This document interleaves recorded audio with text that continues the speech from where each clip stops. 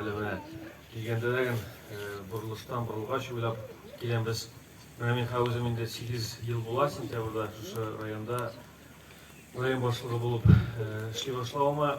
Мен де ішке келгеште 123 ауылның бүтінісінде айленіп шықтым. Қоя нешік мекен енді ситуация, нешік яшәлі, қоя енді обстановка деп.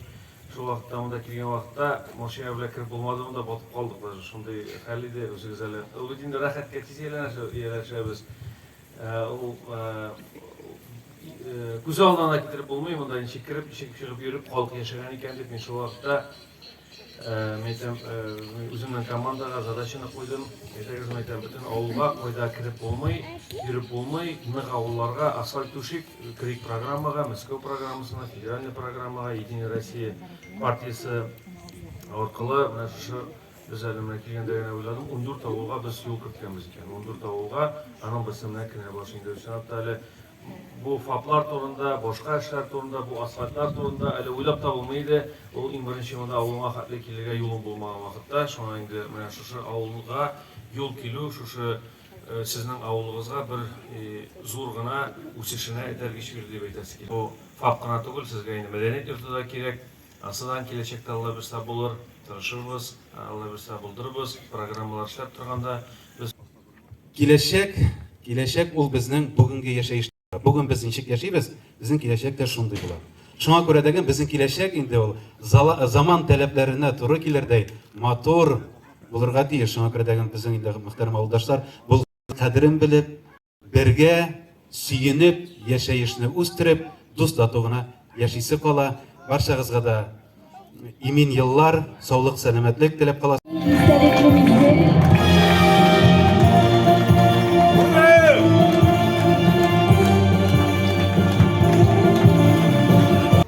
Это уже 15-й фельдшерско-акушерский пункт, открытый по программе модернизации первичного звена здравоохранения.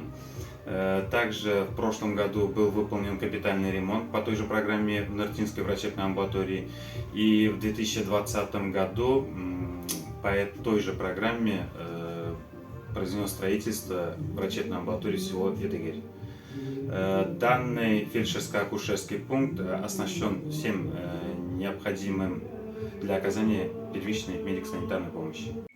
Я Марская Валентина Владимировна, работаю заведующей Княбарским ФАП с 2019 года.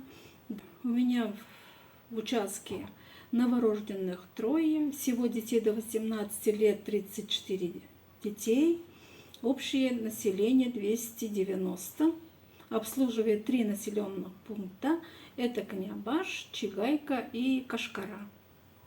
Радиус между ними 1,5-2 километра. Ко мне в основном обращаются люди с ИБС, артериальной гипертензией. Вот в основном вот такие заболевания. Сахарный диабет у меня на участке всего 8 больных. Гипертоников сейчас на данный момент много.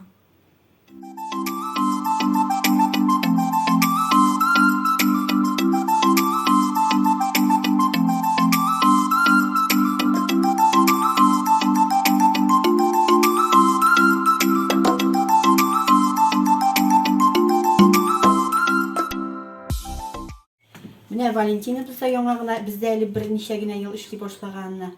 Инде куанып шу яңа пунктларда, шу яхшы пунктларда эшләргә ясын. Валентина хакында әйтсәк, ул бик үз эшенә бик таләпчән карый торган хатын, бик тәртип белән алып бара үз эшен. Авыл халкыдан бик ярата, улларны олы итә белә, кешеләрне кече итә белә. Халык белән бик әйбәт мөгамәләдә, бик яхшы эшли. Төрле вакытлар була ул җирендә. Кайчан кирәк, кайчан шалтыратасың, ул һәр вакыт шул үз вакытында менеп, үзенең ярдәмен күрсәтергә ашыга.